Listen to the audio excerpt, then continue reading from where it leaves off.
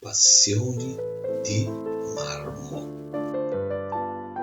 Arabescato marmo di billiemi, in lembi d'ubertosa bocca, un canto di terra rata al seminare stringe, abbraccia nell'epilogo l'albore, malia di quel gorgoglio di rugiada che scorre sopra cosce d'alabastro.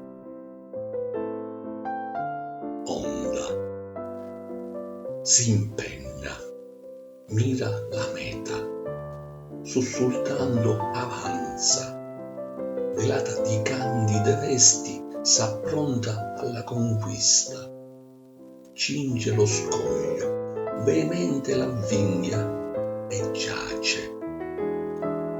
Poscia l'abbraccio arresta, prona ad un addio richiamo, l'impeto placa e s'apre, cede la roccia al vento, mesta ritorna al mare.